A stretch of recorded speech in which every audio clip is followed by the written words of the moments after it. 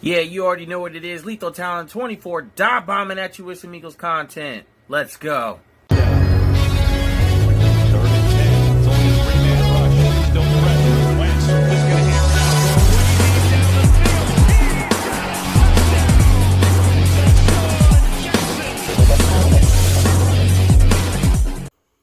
Yo, what's up, clan? It's your boy back at you with another video. And yo, guys, Doug talked about the tempo and utilizing the tempo and how the defense stepped up. Yes, the defense stepped up. They allowed them to score 17 points, however, but they did not give up anything else other than that. And that's, that's what you want out of your defense. You know what I'm saying? Because they didn't allow Eli to write his own book, the Book of Eli, and have him going down, scoring touchdowns, throwing it deep, and all that stuff. All that stuff was stopped. It was no nonsense from there on out, and that defense stepped up, and they didn't do what they did in Miami, which is keep giving up points to a veteran quarterback. So, and then the up-tempo thing. I've been wanting this, been screaming this. Carson loves to use the tempo, and tempo is good because, now I know it has its drawbacks, but in this case with this team and how Carson likes to run the offense, he likes to get into a rhythm. And what better way to use tempo? Get him into a rhythm. You know what I'm saying? Quick passes, little, handoffs, lead runs or whatnot. You can go on the outside, RPOs, stuff like that. Stuff that he can, just have, autonomy over and just use, have fun with. You know what I'm saying? None of this, like this, he's a gunslinger. He just likes to be creative. You know what I'm saying? And he likes to be outside the pocket. He's better outside the pocket. So why not utilize that? Why not use it towards your strength? Use it to his strengths. Wear down your opponent. You know what I'm saying? That the Giants defense was absolutely gassed. Do that to your defense. Now, I know this is not Chip Kelly, and we need to do that. We're a different team. Doug's a Super Bowl winning coach, so he can do a better job by working with Carson and implementing that stuff. So, that's good stuff. Now, Carson was asked, basically, if the mentality of the team, or it was different, or if things were simplified. And he basically said this, or he said this during his press conference. So take a look. Some of your best football with those guys, that aren't not as experienced. Did you have a change in mentality at all? Were you able to play a little more free? Was there a little simplification of things or anything like that? Nothing really. I think for one, Coach did a great job that second half calling the game plan, and guys executed. I think that's really all it came down to is guys executed. We made a lot of plays. We were able to stay on the field. Obviously, we struggled there early in that game, but I wouldn't say anything drastically changed. We just realized the situation we were in, and it was time to go, and we had to make some plays, and guys did that.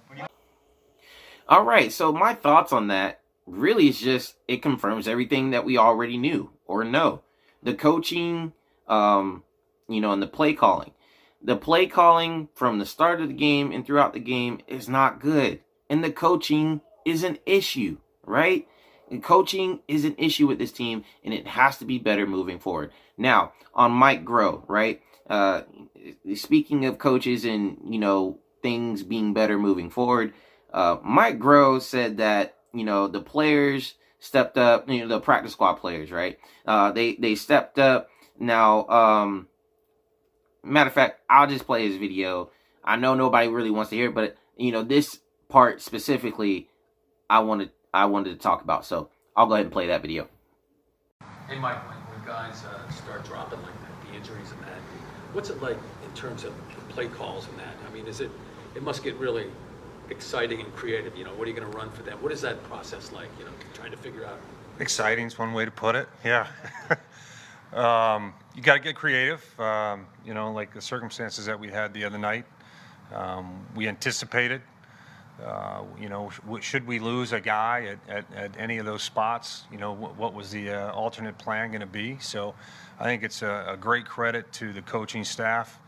First of all, Carson Walsh and Justin Peel and Deuce Staley, those guys coaching those positions and getting their players prepared for any kind of adverse situation that we might find ourselves in. And then secondly, it's a great credit to the players to be able to have the mental flexibility to go out there and the physical versatility to be able to play different spots, be able to move those pieces around, and go out there and perform at the level that they did. And so it's a great credit to everybody involved. So, Mike Groh, I just got a question for you. Where was this creativity the entire season? Because we haven't seen this at all in the previous weeks, right? So, where was it? You know what I'm saying? Was it hiding somewhere? Or you just, you basically just didn't know how to be creative and you were like, Doug, be creative, save my job. Pretty much, right? So, nah, man, I just, this guy, man. I mean, we were calling the same plays the majority of the time for the for a few weeks prior to the Dolphins game and this game. There's actually some creativity in this game. So, I mean, more than what was previously shown. So, man, Mike Groh, I look forward to him being gone after this season. We get somebody in that can definitely do a better job than him. You know what I mean? So, because he just doesn't do this team any favors at all, period. Anyway, so moving on to Jim Schwartz, right? Now, Jim Schwartz said that, well, he said this in his video, so I'll go ahead and play this. This will be the last video, and then we'll just talk about it real quick.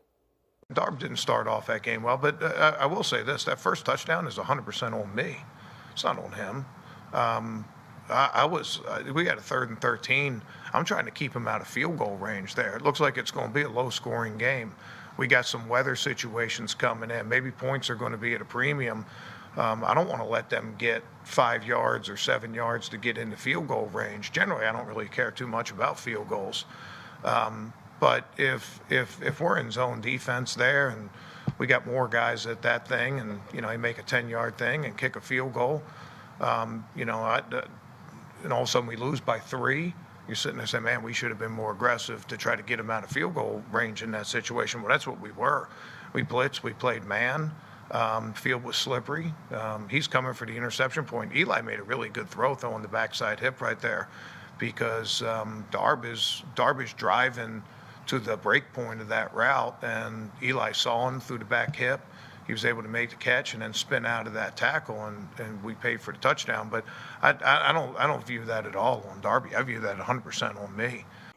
Jim Schwartz, you are willing to dive on that sword for Ronald Darby, and I actually commend you for that. But you're not fooling me, bro. You're not. Because when it comes down to it, I watched that drive. I rewatched that drive. You hear me? And there's no way. You either saying that you are not a competent defensive coordinator or Ronald Darby was terrible at doing his job. You even said that he was at first. But you're going to say that one play, that touchdown play was particularly on you. I don't believe it. You said you were playing man. We were playing man. But let's talk about what led up to that drive, okay? You had basically a 7-yard hitch route to Sterling Shepard, right? And then there was a couple lead runs with Saquon Barkley. There was a 5-yard penalty on the Giants for a false start. They got an incomplete pass, and then they had an end around with Sterling Shepard that got them 9 yards or whatever, right? So after that incompletion, after the false start and the incompletion, they did a tight end screen, which only got them 2 yards, 3rd and 13. They're in field goal range. The weather is absolutely terrible. And you mean to tell me that we were playing aggressive, we played man. You didn't play man press. Darby was like 10 or 8 to 10 yards away from his receiver. So even if he was playing, yeah, he was playing man, but he was too far off of coverage. And for you to blitz on 3rd and 13, if they were further away, you'd be playing sticks defense. So don't give me that bullshit, okay? Don't give me that bullshit. You can dive on 2 swords for all I care for Darby, but don't treat me as if I'm fucking stupid or the rest of this fan base is stupid. All right? Because Darby wasn't trying to, I mean, if he was trying to break on the ball and get the interception, he was at least 5 seconds late. Because the ball was already out of Eli Manning's hands like two seconds after the ball was snapped. Darby didn't have enough time to break that fast because he didn't read the route that fast. And by the time Slayton got to his route breaking point or whatnot, yeah, Eli put a good throw on it, but Darby had the angle to tackle him and stop him and get in. Yeah, that would have been a field goal for them. But with the weather, the way it was, you take the chances for them to kick the field goal and hope that the weather plays a factor, and they missed it. Jake Elliott missed his. And dry weather, I mean, shoot, the chances of him making that field goal are higher. But it was raining. It was trashy. You let them get 3 points because you were so willing to just die on 3rd and 13 to prevent them from getting a field goal. You ended up giving them 7 points. And that's inexcusable. So just don't handle me with that BS. You know what I'm saying? So anyway, guys, that's that's it. And I'm out. So go Birds, EAGLES, Eagles, and that's what's up. You guys take it easy. Peace.